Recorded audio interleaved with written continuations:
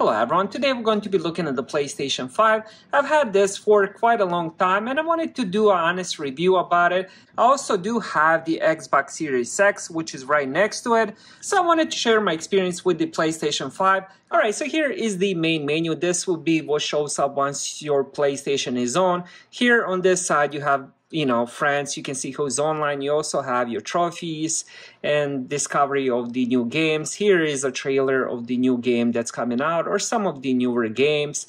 And if we keep scrolling down, there's going to be a few different stuff. And here is some of the clips, some of the videos from the players around the world.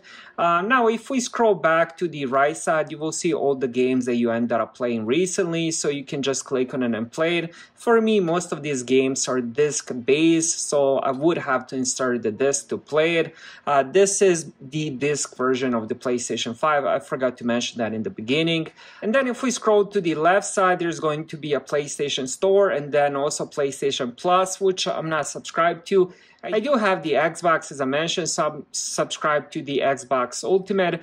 I do feel like they do have better choice of games now. And if we scroll to the top here to the right, we're gonna get the media section. So here is some of the apps you can end up getting, like Netflix, Hulu. And once you do end up logging into those apps, you will get more choices here for you. Now, I personally don't have anything logged in right now, not even YouTube, not even Netflix. I do have the smart TV that I watch all my stuff on. I use mainly PlayStation just for playing games. Alright, before I get more into the actual PlayStation, let's check the outside build. So here is how the PlayStation looks. I'm also going to show you the Xbox Series X because some people are probably thinking between the two, which one is better, which one looks better, which one is bigger. So here is how both of them look. PlayStation 5 is definitely a bigger console. Now, depending how you end up putting the PlayStation 5, you can put it in the vertical or you can end up putting it in the horizontal. Decide on the vertical, it just looks better and it doesn't take as much space, but it's definitely a much bigger, longer console. The Xbox Series X looks more like a subwoofer, to be honest. PlayStation 5 definitely has more futuristic look, to be honest, and the controllers are not examples of that, which I'll show you in a little bit. But when it comes to design, PlayStation 5 definitely looks better. Now, behind the PlayStation 5, we do have two USB Type-A. We also have HDMI and the Internet port, and of course the power plug. On the front, you also have one USB Type-A and also one USB Type-C, which is pretty cool. I'm not sure what the USB-C is used. I guess you can use it to maybe do USB-C to USB-C to charge a controller, but the cable inside the box is USB Type-A to USB-C. It's pretty long cable, and this is used to charge a controller. The controller does have the built-in battery. I'll talk more about that a little bit later. So this is how it looks. It also has some pretty cool lights. The lights do end up changing color from the white to the light blue. There's also red color as well, depending if you, for example, if you end up getting an error, it might be red color. So far, I haven't experienced any errors, but I did see the white color and also the light blue color as well. Another thing that's pretty cool, you can actually customize the whole PlayStation. You can put different skins. You can even add more fans and stuff like that. So it's very customizable. Now, let's look at the controller. This is a DualSense controller. Definitely looks more futuristic than the Xbox. Xbox controller kind of kept the same design, same look as before, and here is both of them side to side. Now, when it comes to which one I like using more, it's actually Xbox. It just fits inside my hand more comfortably. Could be due to the size of the hand, or maybe I'm just used to it more. Now, DualSense is really cool. It does have the haptic feedback, also adaptive triggers. Now, I really do love the triggers. For example, if you end up playing racing games, the triggers will end up getting hard. So as you brake in, as you pushing gas, you can definitely feel that. And especially like, for example, if you're playing shooting games, if you're doing like a sniper zoom in, this trigger will become really hard. And it just makes you feel like you inside the game. And everything about this controller is really amazing. Honestly, I have nothing bad to say about the controller. controller. There's also this part. In the games I played, it's not really that useful. I mean, you can click on it on some games to open up a map and stuff like that, but realistically, haven't really used this much. It does end up changing the different colors as well, like as you guys can see here, and it can become different colors, like for example, blue, red, and so on and so on.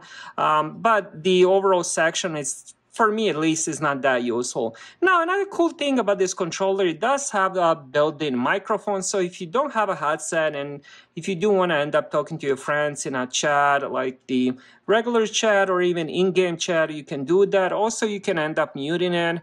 And as you guys saw right there, that means it's muted. Bad thing about it is if this light is on for a long time, it just wastes a lot of battery. So it definitely has its pros and cons.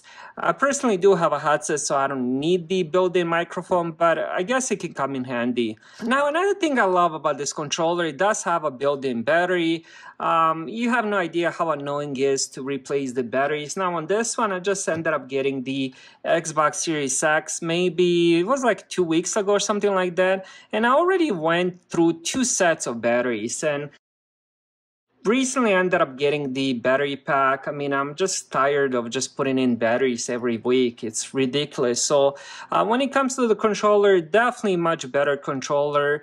It has so many more functions. It looks better, and it has a built-in battery. So I'm not sure what Xbox is thinking to not have the built-in battery. I mean, it's been so many years that they haven't done it, even with the previous Xbox One and, you know, Xbox Series S and all that. I'm not sure if the original Xbox, what was it, 360, if that one had built-in battery, but I don't think it did. I don't think they would go from the built-in battery to the 2 AA batteries. So PlayStation definitely has a better design and better controller. Now, when it comes to the gaming, as you guys can see here, I have quite a lot of physical games, and that's the main reason I decided to go with the physical edition, because there really isn't that much difference between the digital and the physical other than that physical drive and the weight. The PlayStation 5 with the physical disk drive is definitely more heavy because of that disk drive. But I have zero regrets. The reason I say that, because as you guys can see here, I do have quite a nice collection. Now, what I can do with this, I can end up trading it, I can end up giving it away or something like that. When it comes to the digital games, there's really nothing you can do. Once you end up getting that game, you're stuck with it. I mean, you can trade it in, you can give it to a friend. I mean, on PlayStation, I guess you can share some games, but it's just not the same. Plus, it does look pretty cool as a collection as well. Now, when it comes to playing games, the PlayStation 5 definitely has a really fast SSD. All the games load fine. Most of the games I ended up playing are physical disc games. And now, another thing that I love about the disc drive, especially with the PlayStation 5, most of the content, I would say 90% of the content, is actually stored on the disc. So when you install it in the game, yes, that content will move to the storage. But for example, with the Xbox Series X, at least the 2 games that I got, I only have it for about 2 weeks. Most of the content, I would say 80% of the content I had to download of the internet, which was really confusing. I'm like, okay, so I have this game, but I still have to download 80 gigabytes of the game, which didn't make any sense. With the PlayStation 5, for example, all that game files and all that content will be on the disk drive. So all you have to do is just install it. You don't really need to download much. Now, when it comes to the graphics, you can end up playing the 4K, even 8K with 120 FPS. Now, that really depends what kind of monitor or TV you have. For example, if you're stuck with the 1080p, so the graphics won't be as good because they will be on 1080. Same with the 4K or 8K. Same thing with the FPS. This supports 120 frames per second. For example, my monitor doesn't support that. It only supports 60 frames per second. So again, you know, if you do end up having, like, for example, really good OLED TV with 120 frames per second, then the quality will be maximized and everything will be amazing. What I have here is the 4K 60 frames per second monitor, and I ended up playing quite a lot of games. I didn't end up playing that many online multiplayer shooters, but here is some of them, and of course you guys can see what other games I ended up playing. But for example, Star Wars Jedi Survivors had amazing graphics. Also, Ghost of Tsushima had a really beautiful graphics. Spider-Man was pretty good as well. Big city, a lot going on. So the graphics and the sword speed is definitely amazing. I have nothing bad to say about either of those. So far, I'm really enjoying PlayStation 5. I had so many hours playing it. I have zero regrets. Honestly, I wish I ended up getting it sooner. So for all the people who are waiting 1, 2, 3, 4 months, just get it now. If you can afford that, end up getting it because you're going to have so much fun. Now, when it comes to if you want to get the physical or the digital version, now that's really up to you. I personally would recommend getting the physical disc edition because of the reason I mentioned earlier. The collection is really nice to have, but you can also end up trading those games and getting some different ones. So that's my reason. Also, if you do have slower or capped internet, the physical edition is definitely a way to go. Thank you guys for watching. Have a great day.